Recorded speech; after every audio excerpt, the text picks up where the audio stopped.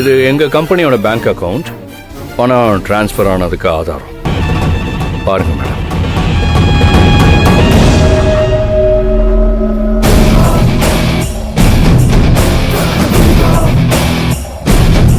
உங்க அக்கவுண்ட்டை காட்டுங்க மேடம்.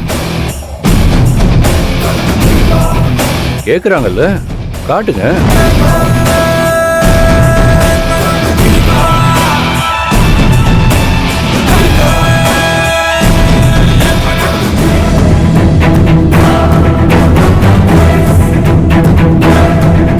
₹5,00,000 பணம் டிரான்ஸ்ஃபர் ஆயிருக்கு.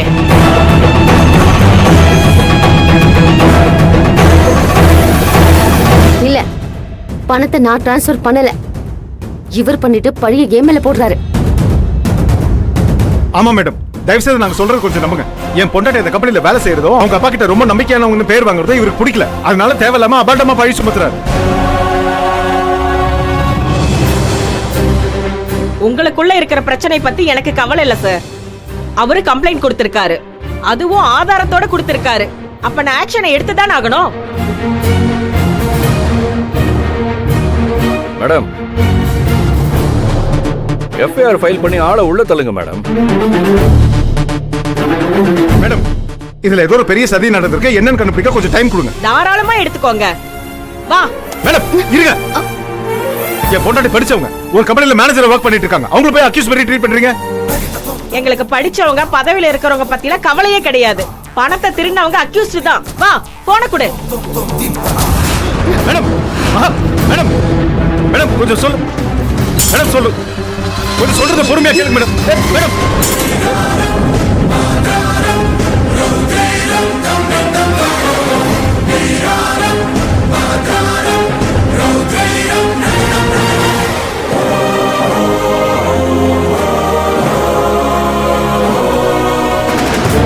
ரெண்டு நாளாவது லாக்அப்ல இருக்கணும்.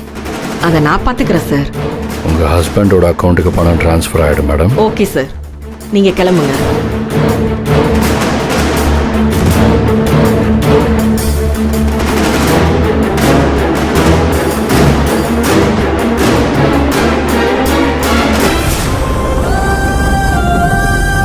மகா, நீ ஒன்னும் கவலைப்படாத மகா. நீ தைரியமா இரு. நான் எப்படியாவது உன்னை வெளில கொண்டு வந்துடுமா. ஏங்க, நான் எந்த தப்பும் பண்ணல. அஸ்வின் வேணும்னே என் மேல பழிய போட்டிருக்கான். கடைசியா கண்டிப்பா அவன் தான் சிக்க போறான்.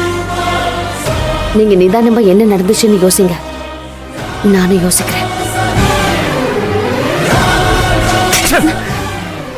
ஏங்க, என்னங்க இவன் இப்படி பண்ணி தொலைச்சிட்டானே. இப்படிலாம் நீங்க டென்ஷன் ஆகக்கூடாது. இந்த நேரத்துல நாம அமைதியா இருக்கணும். நம்ம கோவத்தை தூண்டி விட்டு அவங்க காரியத்தை சாதிக்க கூடாது. சரி, நான் உடனே உன்னை ஜாமீன்ல எடுக்கிறதுக்கு ஒரு லாயரை ஏற்பாடு பண்றேன். சரியா?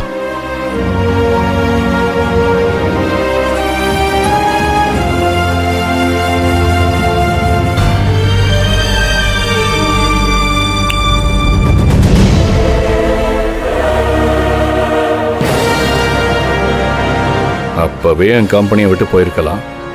என்ன தோக்கடிச்சிட்டு என் கம்பெனியை ஆக்குபை பண்ண பாத்தீங்கல்ல. என் அப்பனை படுக்க வச்சுட்டு புருஷன் பொண்டாட்டியும் சேர்ந்து என் கம்பெனிக்கு சீல் வைக்கிறீங்களா? இதோட ஒதுங்கி போயிட்டீங்கன்னா விட்டுருவேன். மறுபடியும் என் அப்பாவை பார்க்க வந்தீங்க, உங்களை உண்டு இல்லைன்னு பண்ணிடுவேன். ஜாக்கிரதை. ஏய் தம்பி, தேவையில்லாம என் பொண்டாட்டி மேல அபாண்டமா பழி சுமத்தி அவளை ஜெயில உட்கார வச்சிட்டல்ல. இதுக்கு மேல நீயா விட்டாலும் நான் உன்னை விட மாட்டேன்.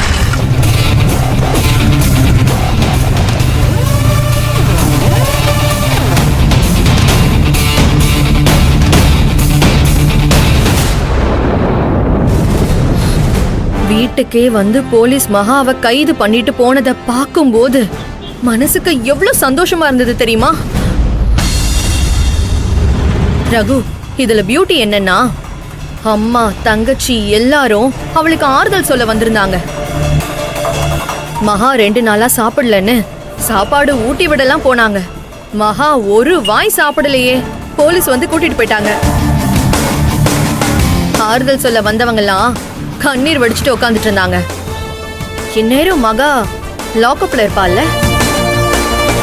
இது வரைக்கும் எல்லாமே அவளுக்கு சாதகமா நடந்துச்சு, இப்போ நமக்கு சாதகமா நடக்குது. ஆமாக்கா, யூஎஸ் ஆர்டர் அனுப்புறப்பலாம் எல்லாரும் டீம் ஒர்க்காக பண்ணாங்க. ஆனால் நான் கம்பெனியில் தனியாக ஒரு மூலையில் நின்றுக்கிட்டு இருந்தேங்க்கா. மகமேடம் சொல்லி அந்த விஜய் என்னை எடுப்படி மாதிரி வேலை வாங்கினான். ஆனால் இப்போ யாருமே கம்பெனி பக்கம் போக முடியாத மாதிரி ஆயிடுச்சுல. இது நமக்கான காலங்கா, விடவே கூடாது.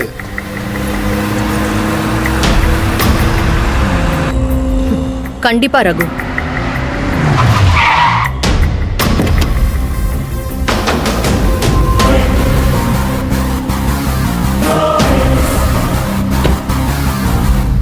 Hello madam. வாங்க சார். இப்பதான் மகா அரெஸ்ட் ஆன விஷயத்தை பத்தி பேசிட்டு இருந்தோம். 2 பேருக்கும் அவ்வளோ சந்தோஷம். நான் உங்களுக்கு ஐடியா கொடுத்தேன், நீங்க அமக்கலப்படுத்திட்டீங்க. இதுக்கு முன்னாடி நானும் எங்க அம்மாவும் மகாவை காலி பண்றதுக்கு என்னென்னமோ ட்ரை பண்ணோம். ஆனா எதுலையுமே சாதிக்க முடியாம அவகிட்ட தோத்து தான் போயிட்டு இருந்தோம். கப்பல் கவுந்தது தானா நடந்தது, கம்பெனிக்கு சீல் வச்சது, அதனால மகாக்கு வேலை போனது எல்லாமே தானா நடந்தது. ஆனா அவளை போலீஸை வச்சு அரெஸ்ட் பண்ணது நம்மளோட முதல் சக்சஸ்.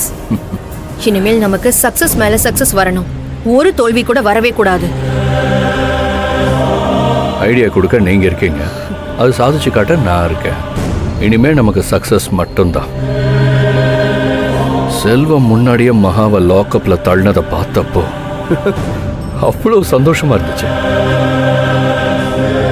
அப்ப செல்வம் அப்படியே பதறினாரு. என்கிட்டயே வந்து மகா காலில் உன்னை விழ வைக்கிறேன்னு சவால்லாம் விட்டார். அவன் பொண்டாட்டி தான் தேவையில்லாம உங்களை சீண்டுனா அதுக்கான பலனை தான் இப்ப அனுபவிச்சுட்டு இருக்கா. ஆனா இன்னும் அனுபவிப்பான்னு நாம அவளுக்கு புரிய வைக்கணும். அப்போ உங்க தம்பி மேல உங்களுக்கும் கோபம் இருக்கோ? சேச்சே, என் தம்பினா எனக்கு உயிர். ஆனா அவன் பொண்டாட்டி தாசனா இருக்கான் பாருங்க, அதுதான் எனக்கு எரிச்சலா இருக்கு. அவன் பொண்டாட்டி தாங்கட்டும் துடிக்கட்டும், ஆனா நமக்கு டார்கெட் மகா மட்டும்தான். எனக்கு அவளை ஒழிச்சு கட்டணும், அவ்வளோதான். அடுத்து என்ன பண்ணலாம்னு சொல்லுங்க, அதையும் பண்ணிருவோம். என் மனசுல என்னென்னமோ தான் தோணுது, ஆனா அந்த அளவுக்கு போகணுமான்னு தான் யோசிக்கிறேன். செல்வம் மகாவை எப்படியாவது வெளியில எடுக்கணும்னு தலைக்கிழ நிப்பான். அதனால மகா வெளியவே வர முடியாதபடி நாம இந்த கேஸை ஸ்ட்ராங் ஆக்கணும். அவனோட முயற்சி எப்படி இருக்குன்னு பார்த்துட்டு அதுக்கப்புறமா நான் சொல்றேன், சரியா? ஆனா மகாவை போலீஸ் ஸ்டேஷனுக்கு அனுப்புனது மட்டும் பத்தாது.